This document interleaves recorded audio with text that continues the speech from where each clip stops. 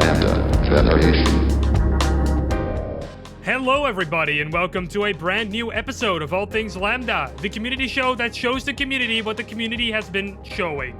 We got some stuff to talk about, so let's get on with this episode.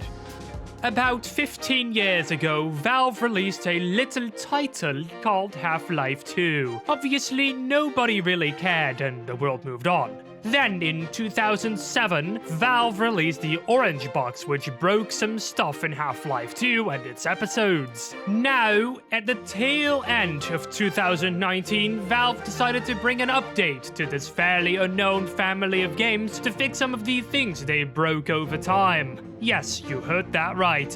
Valve dusted off the update button on the Half-Life 2 family's content delivery system and pressed it. With that button press, the following updates were squeezed inside these niche titles. Combine that now scream in horror and pain when they're being assaulted by Gordon's many bullets. Brand new eyelids for the citizen and rebels so they can finally stop having dried out eyes. Steam VR has also been seized from running unwantedly in the settings menu, and hitches during the saving of your precious game progress has also been exterminated. Not too shabby.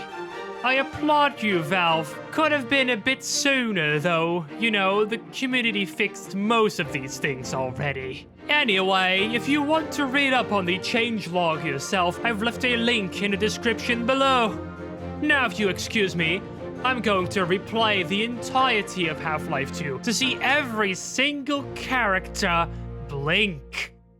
Alright, it's time to end that act, because hello, look at what we got here. The next 5 maps for the Black Mesa Zen update have arrived on our consecutive doorsteps this week, and it's playable by enabling the public beta through the game's properties window. Not only is this update equipped with 5 brand new maps to play through, it also has a multitude of fixes to many of the previous Zen maps. Some of these fixes are performance related, and others are more specific, like the RPG that now properly tracks the Gonarch hitbox, and models that now have the proper material properties and actual collision. Apart from that, there are a few things wrong still with the Interloper beta. For example, the game keeps on crashing in the Vortigern village. This is why you only see footage from the first map here, because I literally couldn't get any further than this before the entire thing crashes and burns. It's just a real shame, really. Like, I really couldn't get further than this for some reason. Some models are also lacking collision, making me plummet to my death quite a few more times than I would have liked, and the overall performance is a little bad. It still brings my PC to a crawl. It's still a beta though, so it's allowed to have issues like these as long as most of it's going to be fixed in the full release. I hope they'll get on it soon. In the meantime, I urge you to play the beta for yourself and to collect as much feedback for Crowbar Collective as you can. You can send that feedback in their Discord server, which is linked together with the full changelog in the description below. Happy Zening! Zenening! Zen doing? Whatever. Last week, we talked about the Source SDK improvement mod called MapBase and how it would release on the 30th of September. Well, looking at my calendar, it seems to be the 3rd of October now, so yes indeed, it has been released. MapBase aims to bring more entity variety and in and output options to Hammer, and generally wants to improve the mapping experience for the Source engine by expanding features. It won't completely twist your mapping experience upside down, but it will definitely refine it some more. Apart from the main mod being released, the developer Blixibon also wants to release some more content to accompany MapBase, like model source files, demo maps in BSP and VMF formats, a multi-tool to convert shaders and create shortcuts, and a fully fledged release trailer. Now, if you want to enhance your mapping experience, I would definitely recommend giving MapBase a shot at the link in the description below. Can't wait to play all of your awesome creations. Okay, so this is a bit of a different topic than usual, but we felt like it was worth discussing. GEARBOX has been in a lot of hot water recently, or should I say Randy Pitchford has been in a tub full of hot water. He has been involved in many controversies, like having supposed controversial videos on a flash drive he left in a restaurant, together with some important business documents that were coincidentally also on that same flash drive. Or like having a dispute with former Claptrap voice actor David Eddings over unpaid royalties and more. Anyway, this controversy isn't actually completely about him, but more about GEARBOX as a whole, and also Valve, apparently.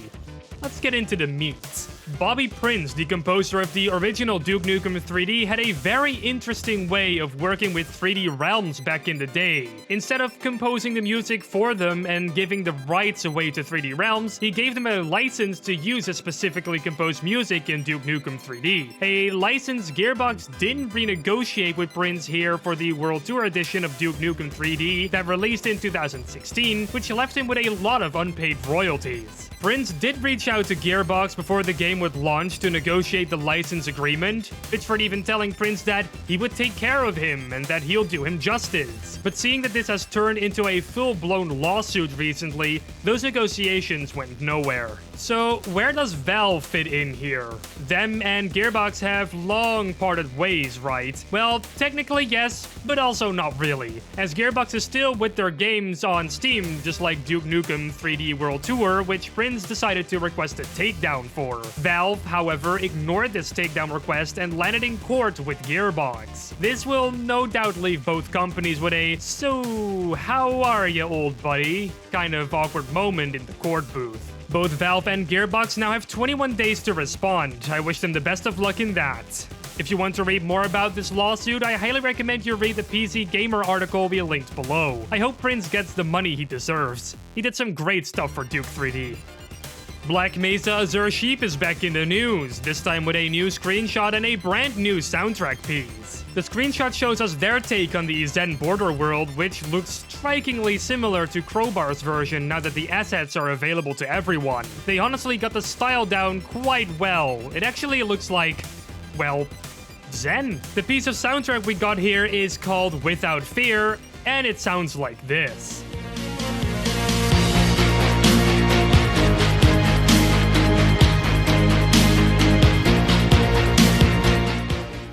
Yes, Executor Tassadar, it really does have that wow factor. It sounds great for a medium combat arena, which it probably is gonna get used for. If you want to see all this for yourself, there's a link to Black Mesa Azure Sheep's ModDB page in the description below.